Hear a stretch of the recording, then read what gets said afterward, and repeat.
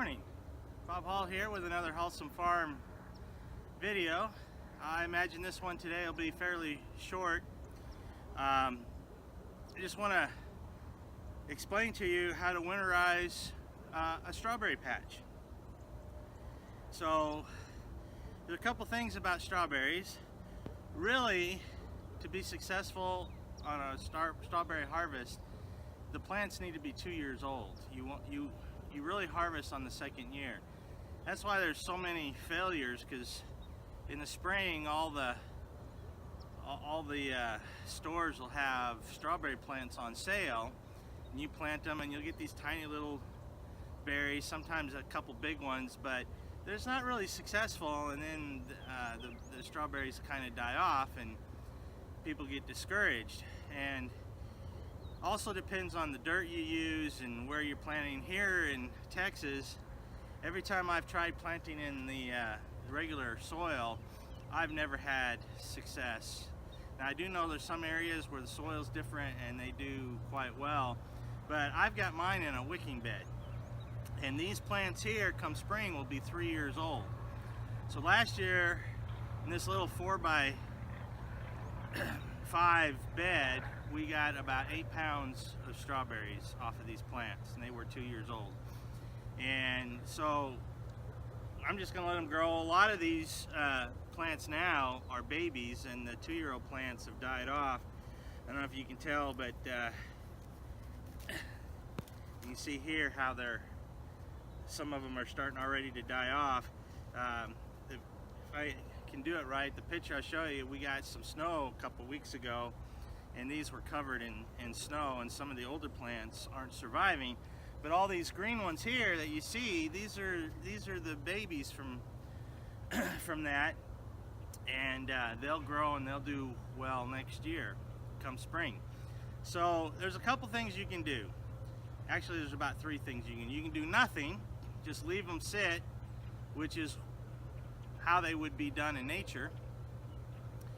But I like to help them along a little bit. The other thing you can do is you can go and you can cut them just above the roots, kind of like grass, and that'll help winterize them. But I would still put a covering on them. Or I just can't see, you know, I just don't have the heart to sit there and cut all these plants, just green plants. I just don't have it in me. So I'm just going to cover them. And what we have in abundance here and on the farm is hay. And so the best way to winterize for me is just to get some hay, and you can put it down real thick, because the wind's going to blow some off anyway. And it's not going to hurt them. And then what'll happen is the hay will begin to break down through the winter, which is good, and it kind of composts your bed anyway. So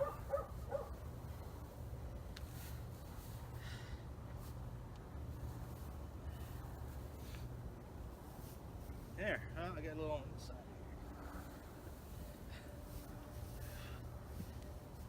here. All right.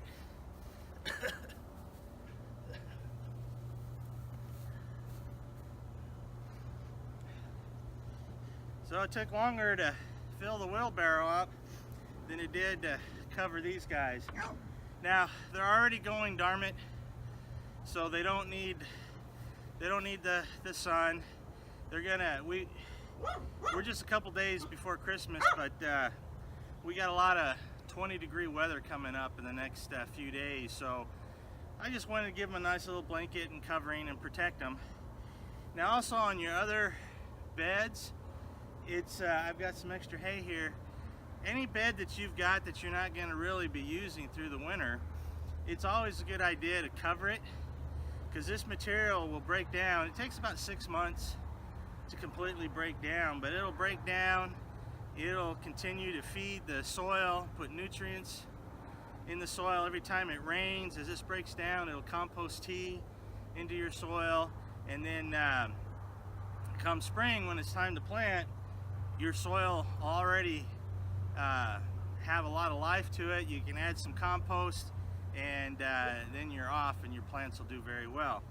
So anyway, there's a few things we do for winter time, and I hope you found this video useful, and hope you guys have a Merry Christmas and Happy New Year, and we'll look forward to making a lot more videos next year for you.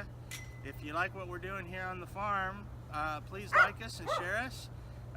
Sharing us on Facebook is a huge advantage to us, and we'd love it if you'd subscribe to our channel.